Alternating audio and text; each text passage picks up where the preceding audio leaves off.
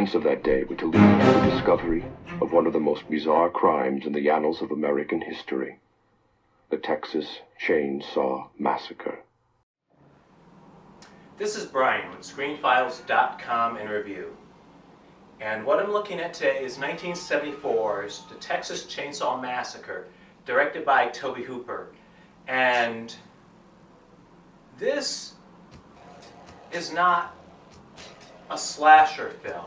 And in fact, I'm not entirely sure it's a horror film. Now, keep in mind, as I said, this movie was produced in 1974. So I don't quite know the dynamics that went into making it. But that being said,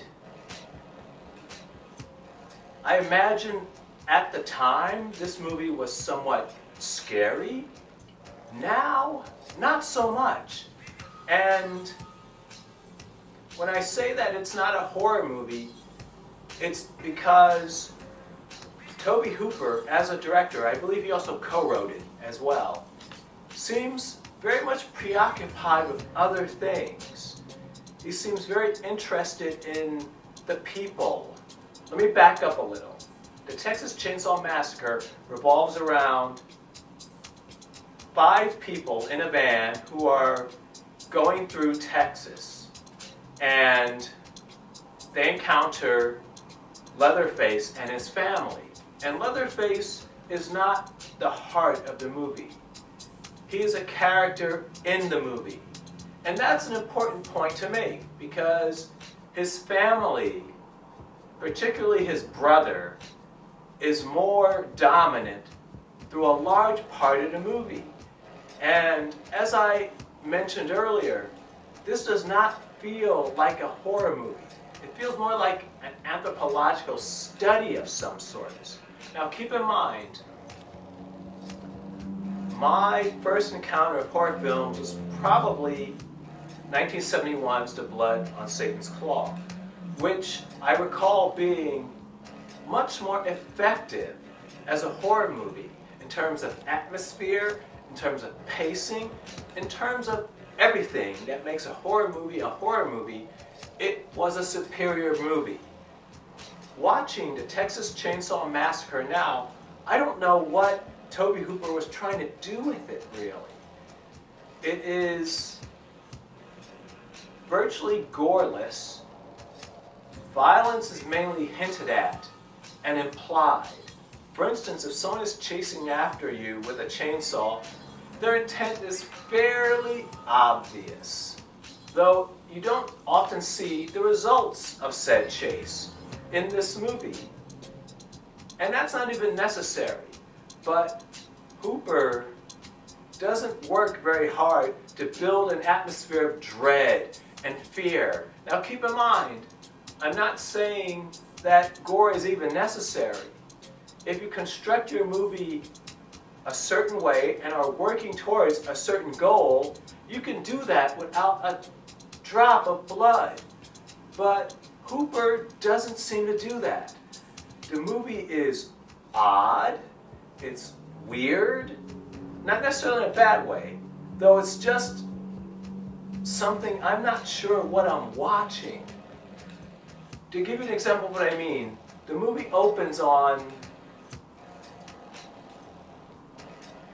a scene set up by the brother of Leatherface, where he goes to graveyards, steals body parts, but also assembles them in really odd ways.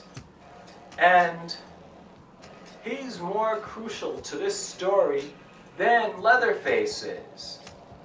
It's really strange, and I don't understand what this movie really is. That's not to say that the Texas Chainsaw Massacre is a bad movie, because it's not. It's too fascinating for that.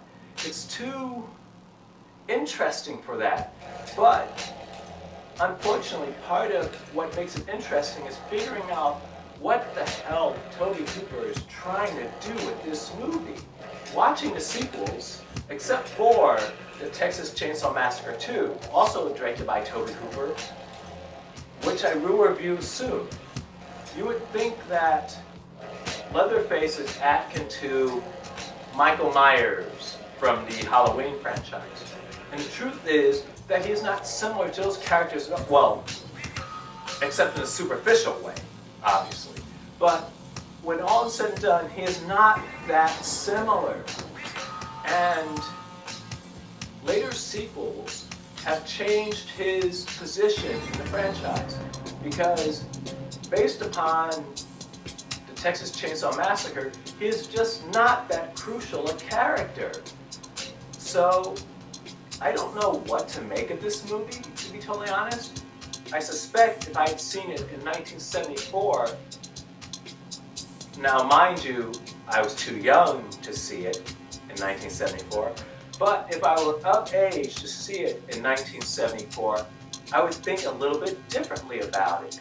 Though seeing it now, it's a curiosity to me, more than anything else.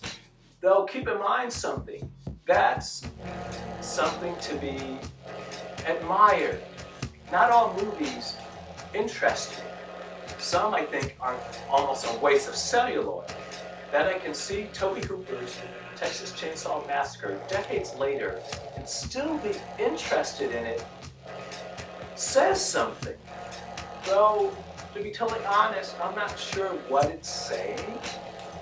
Beyond the fact that this movie is fascinating in its own right, but in terms of being a slasher movie, heck, in terms of being a horror movie, I'm not at all sure it works. So what do you think? This is Brian with ScreenFiles.com and Retro Review. Do you agree, disagree?